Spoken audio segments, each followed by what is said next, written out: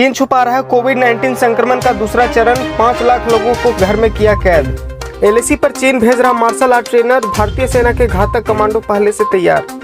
चीन को चौतरफा घेरने की तैयारी शुरू, सीमा पर तनाव के बीच भारत को हथियार उपलब्ध कराएगा इजराइल, फ्रांस और अमेरिका। देश में एक दिन के ब्रेक के बाद फिर बढ़े पेट्रोल डीजल के दाम। देश में आए कोविड-19 के 19,459 नए मामले, पिछले 24 घंटे में हुई 380 लोगों की मौत। झारखंड सरकार ने 31 जुलाई तक बढ़ाया लॉकडाउन, सीएम हेमंत सोरेन ने ट्वीट करके दी जानकारी। चीन पाक मिलकर कर रहे थे भारत के खिलाफ साजिश, डोभाल ने 7 साल पहले किया था आगाह। पाकिस्तानी सेना का दावा, एलओसी के नजदीक मार गिराया भारतीय जासूसी ड्रोन। अब खबरें विस्तार से। दुनिया भर में फैले कोविड-19 वायरस का जन्म चीन के वुहान शहर में हुआ था, वहां एक बार फिर लौट आया है। चीन में अब कोरोना वायरस संक्रमण का दूसरा चरण आ गया है, जिसे चीन छुपाने की कोशिश कर रहा है। इस समय कोरोना वायरस से बुरी तरह प्रभावित राजधानी पेइचिंग में अभी लगभग 5 लाख से ज़्यादा लोग घरों में कैद हैं। चीनी सरकार ने इन इलाकों को लेकर चेतावनी दी है कि राजधानी से सटे क्षेत्रों को कोरोना संक्रमण की स्थिति में अब गंभीर बनी हुई है। इस रिपोर्ट के अनुसार पेइचिंग से 150 किलोमीटर की दूरी पर स्थित असिन काउंटी को पूरी तरह से अभी सील कर दिया गया है। भारत चीन सीमा विवाद के बीच एक बड़ी खबर सामने आई है। चीनी मीडिया के मुताबिक लैंड ऑफ एक्चुअल कंट्रोल यानी एलएसी पर चीन अपनी सेना को ट्रेनिंग देने के लिए 20 मार्शल आर्ट ट्रेनर तिब्बत भेज रहा है। 15 जून से पहले भी चीन ने मार्शल आर्ट लड़ाकों को तिब्बत भेजा था। हालांकि हमारे भारतीय सेना के घातक कमांडो वहां पहले से मौजूद है। सेना की हर यूनिट में घातक कमांडो होते हैं, जो हथियारों के साथ लड़ाई के अलावा बिना हथियारों की लड़ाई में भी माहिर होते हैं। भारत और चीन तनाव के बीच केंद्र सरकार ने सीमा पर हथियार और सैनिकों की तादाद बढ़ा दी है।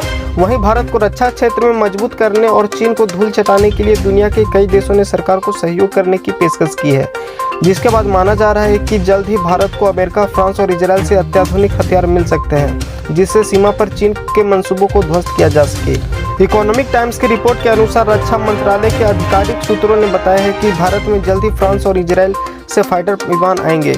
कोविड-19 की मार झेल रही जनता को कहीं से कोई राहत नहीं मिल रही है। एक दिन के ब्रेक के बाद देश में फिर पेट्रोल और डीजल की कीमतें बढ़ गई है। दिल्ली में पेट्रोल 5 पैसे बढ़कर 80.43 रुपये और डीजल 13 पैसे बढ़कर 80.53 रुपये हो गए हैं। दिल्ली में डीजल और पेट्रोल से 10 पैसे महंगा है।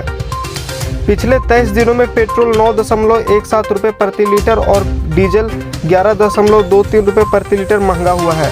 देश में इसी महीने लगातार 21 दिनों तक पेट्रोल और डीजल की कीमतों में बढ़ोतरी हुई है।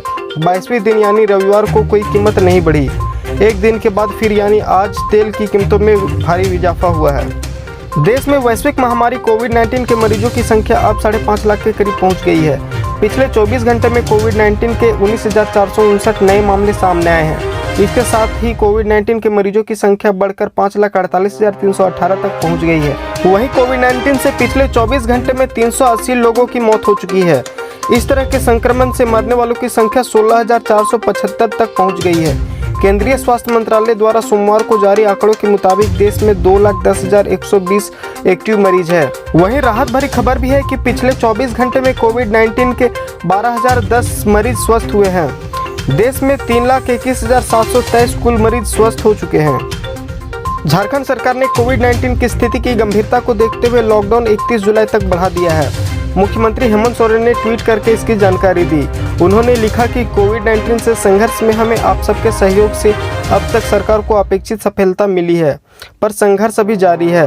स्थिति की गंभीरता को देखते हुए राज्य सरकार ने लॉकडाउन 31 जुलाई तक बढ़ाने का फैसला लिया है। पहले समय पर लॉकडाउन में दी गई रियायतें जारी रहेंगी। कोविड-19 से संघर्ष में हमें आप सबके सहयोग से अब तक हमें अपेक्षित सफलता मिली है, पर संघर्ष अभी जारी है। स्थिति की गंभीरता को देखते हुए राज्य सरकार ने लॉकडाउन 31 जुलाई तक बढ़ाने का फैसला लिया है। लद्दाख के पैंगोंग और गलवान को लेकर भारत और चीन के बीच संबंध बेहद तनावपूर्ण है। सरकार जहां मिलिट्री लेवल से लेकर डिप्लोमेटिक स्तर पर चीन से सीमा विवाद में सुलझाने की कोशिश में लगी हुई है, वहीं चीन लगातार line of actual control LAC पर अपने सैनिकों की संख्या में इजाफा कर रहा है। जाहिर है कि चीन की मंशा खतरनाक है और यही वजह है कि चीन के मामले पर नज़र रखने वालों का मानना है कि चीन पर भरोसा नहीं किया जा सकता। लद्दाख में भारत और चीन सीमा पर चल रहे विवाद के बीच पाकिस्तान ने नियंत्रण रेखा पर हवाई क्षेत्र के उल्लंघन की बात कहते हुए भारत के एक जासूसी ड्रोन को मार गिराने का दावा किया है। पाक सेना द्वारा जारी किए गए एक बयान के मुताबिक यह घटना एलओसी से सटे हुए हॉट स्प्रिंग सेक्टर में हुई है। पाकिस्तानी दावे के मुताबिक जासूसी ड्रोन नियंत्रण रेखा से 850 मीटर अंदर उनके कब्जे वाले इलाके में हुई थी। पाकिस्तानी सेना ने दावा किया है कि साल 2020 में उन्होंने 9वां ड्रोन मार गिराया है। भारतीय सेना की ओर से पाकिस्तान के इस दावे को सिरे से खारिज कर दिया गया है। आज के लिए बस इतना ही, मिलते हैं नई खबरों के साथ।